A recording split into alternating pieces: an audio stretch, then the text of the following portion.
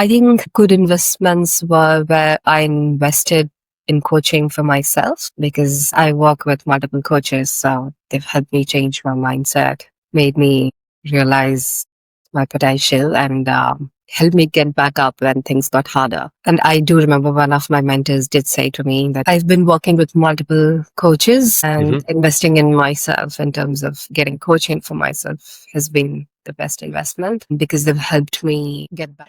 Welcome to Career Coaching Secrets, the podcast where we talk with successful career coaches on how they built their success and the hard lessons they learned along the way. My name is Davis Nguyen, and I'm the founder of Purple Circle, where we help career coaches scale their business to $100,000 years, $100,000 months, and even $100,000 weeks.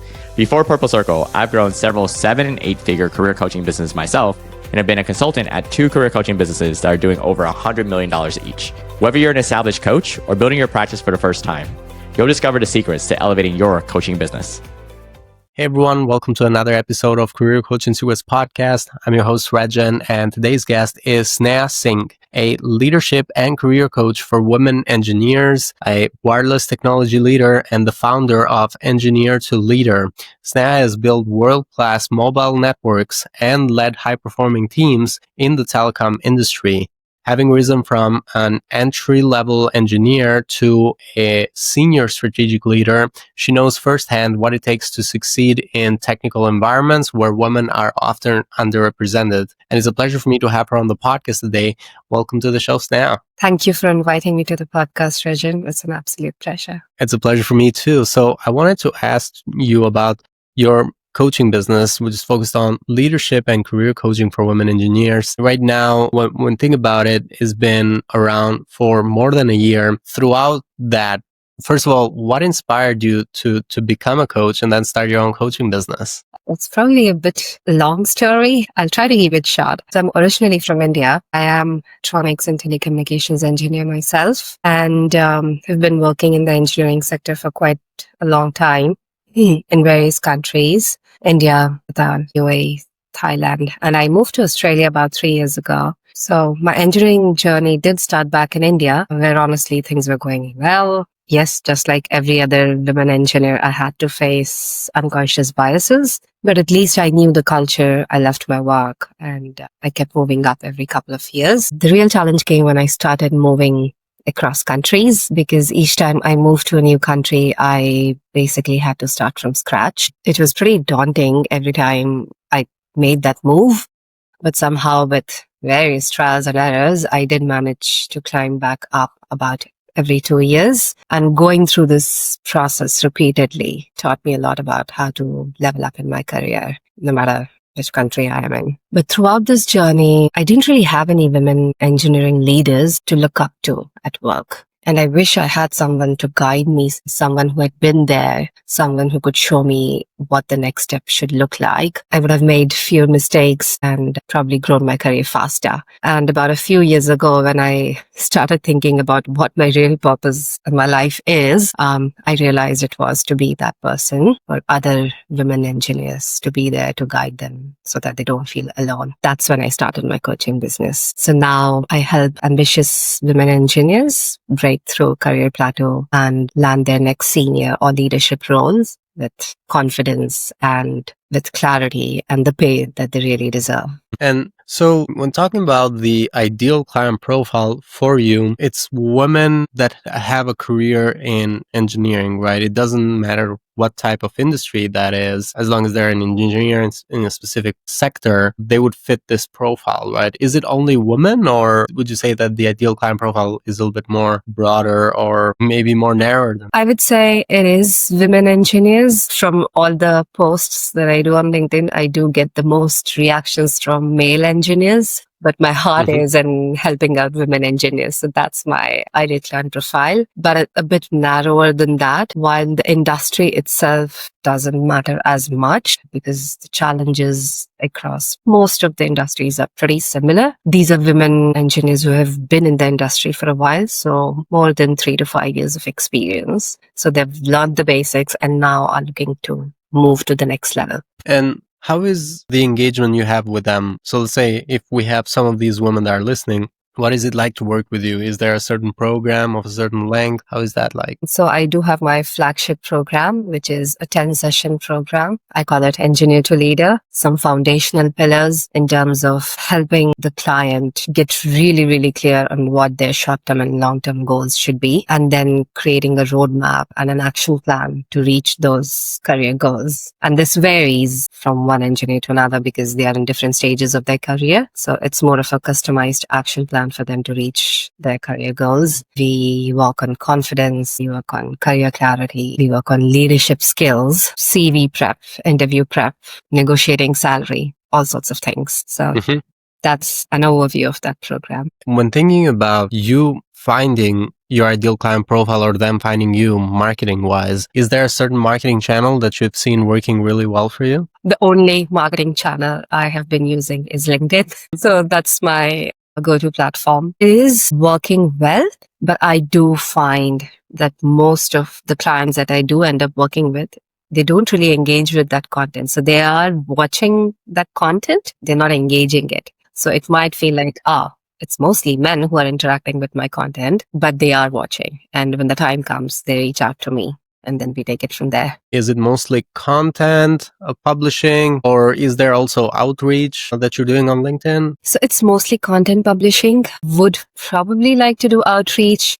My skill set isn't really polished when it comes to outreach. So the outreach is limited to people who either engage with my content or send me connection requests. So then I make that move, but not actively seeking my target client and then sending them DMs or something. Cool. And right now, focusing on the future for your business for the next 1 to 3 years, do you have any specific business goals you're working towards? Yes. I haven't thought about the 3-year mark, but I know where I want to be next year. And my current mission is to help 100 women engineers move their career forward by the end of 2026. I'm trying to figure out how to do that. Where do you see the bottleneck right now in terms of your business? I think my current bottleneck is basically getting consistent leads is the thing that I'm currently struggling with. And that makes a lot of sense. Actually, based on our research, so we did that last year as well. We did a research paper and we're doing it this year too. One of the main things that we saw stand out as a challenge for coaches who were looking to scale their coaching business is having a consistent flow of qualified leads within their funnel. And that's what we're doing with the podcast, is trying to dig deeper and understand what's actually working marketing wise with the people that we're getting on the show.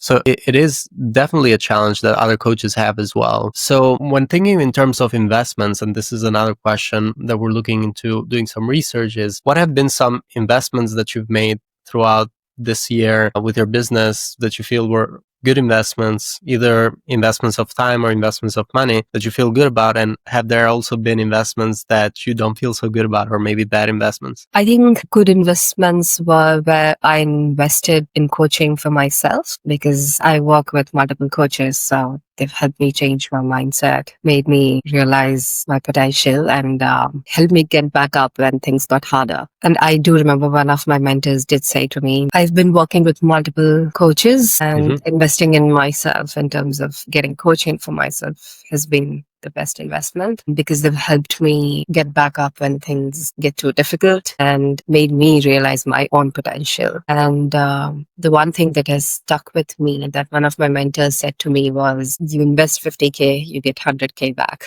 I realize now where she's coming from. So over the past few months, I've been working with a personal mindset coach. I've recently enrolled myself in a high ticket business coaching program too. That has helped me tremendously in moving closer to my goal. I'm still not where I should have been, but I'm making progress faster if I was just doing this on my own. It makes a lot of sense. What about bad investments? Has there been any bad investments? Yes, one does come to mind. That was also a very short program, and they said to me, oh yes, it works for both if you want to improve your own career or whether you have an entrepreneur related goal. And I said, it's the latter for me, but no, it didn't really help me much with my goals at all. So that was also another program, but not customized for what I was looking for. Yeah. So one red flag when you think about investments is when the promise seems like it works for everybody. For example, it cannot be both. And it's even if it's just entrepreneurs,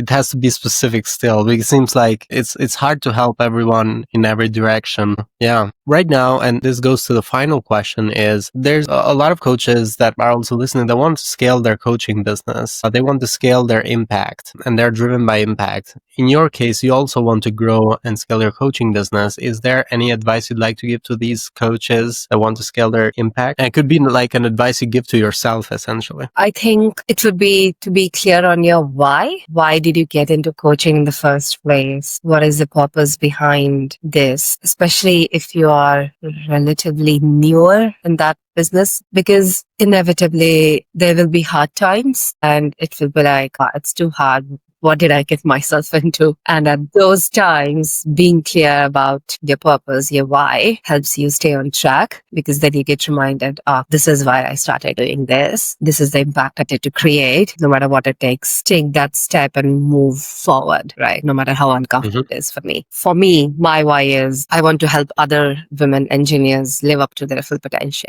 They can fight the bias in this male-dominated engineering industry and become few leaders. So when things get hard for me, I sort of try to remind myself, like, this is why I'm here. I need to keep working hard. So yeah, that would be my one advice to other coaches. Thank you so much, Sneha. Thank you so much for coming to the podcast. For anyone who wants to connect with you or find you, they can go into LinkedIn and look up Sneha Singh. They'll be able to find your profile. There's also the option for them to go into the website, engineerleadher.com. And just to clarify for anyone who's listening, is engineerleadher.com.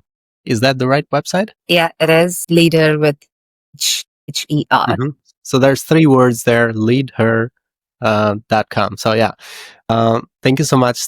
It was a pleasure to have you on the show. For everyone who wants to find the link, we'll put the link into the description of the podcast as well. So thank you, Sneha. Thanks so much for coming. Thank you for having me. This was a great conversation. I really enjoyed it. That's it for this episode of Career Coaching Secrets. If you enjoyed this conversation, you can subscribe on YouTube, Spotify, Apple Podcasts, or wherever you're listening to this episode to catch future episodes. This podcast was brought to you by Purple Circle, where we help career coaches scale their business to $100,000 years, $100,000 months, or even $100,000 weeks, all without burning out and making sure that you're making the impact and having the life that you want. To learn more about our community and how we can help you, visit joinpurplecircle.com.